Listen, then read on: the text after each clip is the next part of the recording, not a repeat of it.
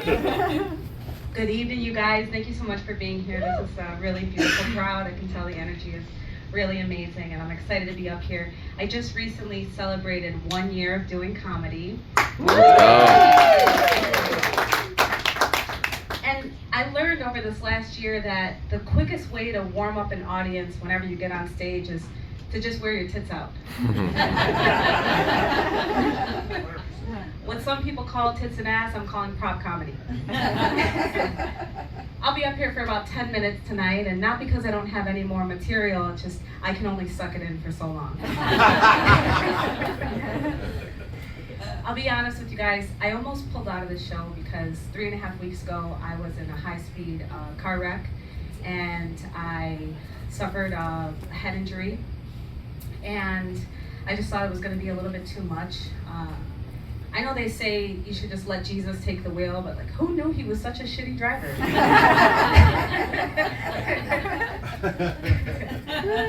My therapist encouraged me not to pull out of the show. He thought that this would be a really good time to lean into my comedy, and that makes me feel so good because now he's finally calling it comedy, and when we first started, he was calling it my coping mechanism. I'm also calling him a therapist, and he's just the guy that prescribes Advil. He was like, comedy is a great healer, you know, laughter is the best medicine. I'm like, okay, but what about some Xanax?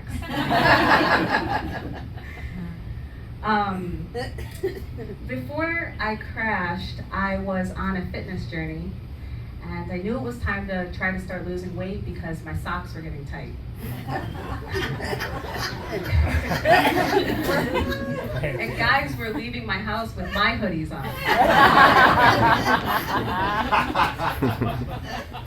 The only thing baggy on me now is a blanket. Like Mike was saying, I work at the Fort Lauderdale Improv on the weekends as a waitress so that I can be as close to comedy as I can possibly be. But I work with a ton of Gen Z kids, and they're trying to support me on this health journey. One of them was trying to tell me that purified water actually dehydrates you. Yeah, imagine their shock when they find out no nutritional value to eating ass or vaping. Who's gonna tell them?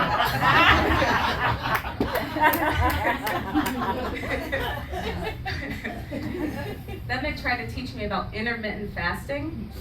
And I told them, we had that in the 90s, we just called it anorexia. Comedy really has saved my life. It's gotten me through a lot of tough moments, like childhood, which I thought was going okay until a social worker showed up and informed me I'd be going to live with something called a forever family. What the fuck am I, a golden retriever?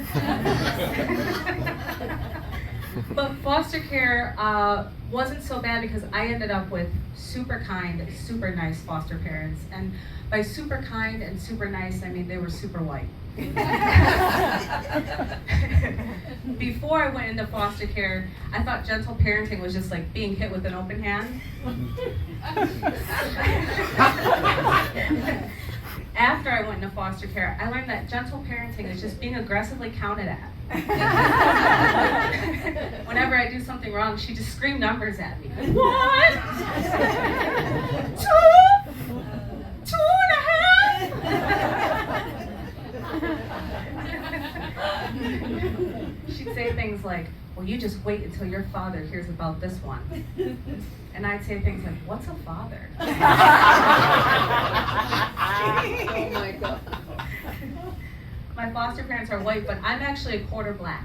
My biological mom is a white woman, and my biological dad is half black, half white.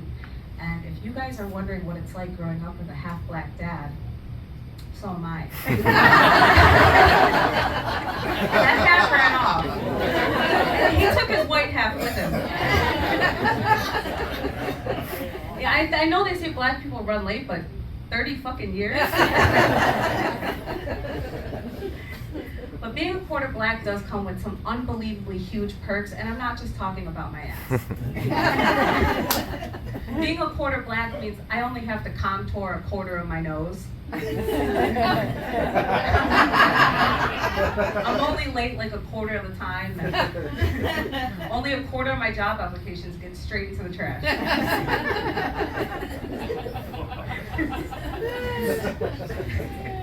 But being a quarter black does come with some misconceptions, and one of those is that almost everybody thinks that I'm Spanish. So I went to an all-white high school, and it was a place where you would get bullied for looking Latina. And I'll never forget the first time I was called a spick.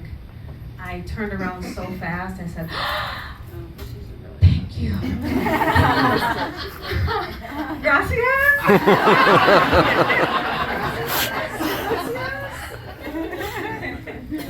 But to be honest, I love Latinos. That's my type. I don't think there's anything better than a Latino man. I mean, tall, tan, in need of citizenship. Like,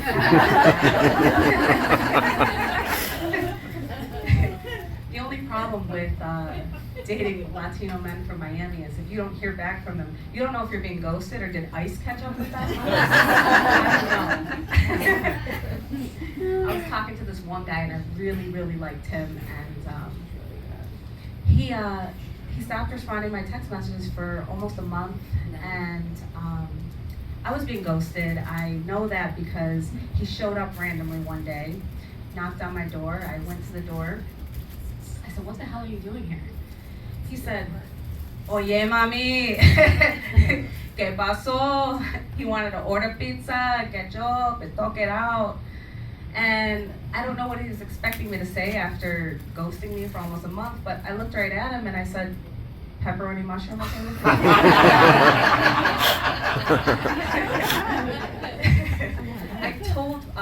I ran that joke past my foster parents when it first happened. I mean, when I first wrote it. And my dad looked at me and he said, pepperoni mushroom, honey, I don't think I get it. My mom was in the next room. She said, it means she has a low self-esteem, Mom. Mothers know, they really do. But a lot of my material is a little bit intimate, and like I said, I started doing comedy about a year ago. Before I ever told any of these jokes on stage, I ran all this material past my foster parents because I really don't take lightly, what they did. They not only adopted me, but they adopted my siblings, and it afforded us the opportunity to spend the last couple years of our youth together.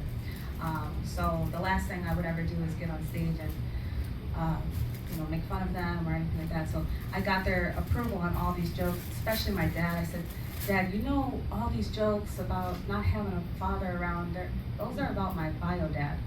He said, no shit, honey, I'm not black and I ain't been missing for 30 years.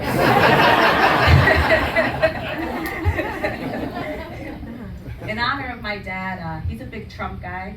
I don't know if you guys are into Trump or not up here, but he's a huge Trump guy, and I've been working on this Trump impersonation for him. And if it's okay with you guys, I'm gonna close out with that. Yeah. Woo! Boca Raton, I'm in Boca Raton. I love Boca. I'll tell you what I like about Boca. It's Wellington white. Wellington white up here. Not like that brown. Brown. If you're gonna go brown, go brown.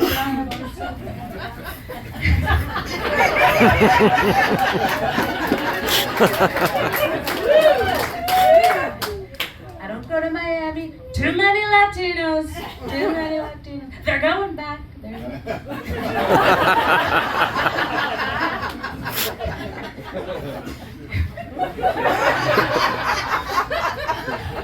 Everybody does the Trump, they do the hands, they do every comedian, great comedians, they do it.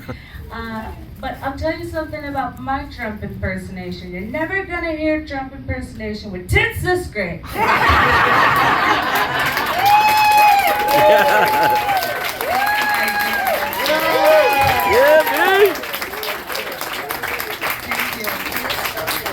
Stand-up helps people like me keep standing up, so it's really, it's amazing that you guys are here tonight supporting live comedy. I thank you from the bottom of my heart. God bless each and every one of you. Enjoy the rest of your show. My name is Brandy Lee. That's my time. Yeah.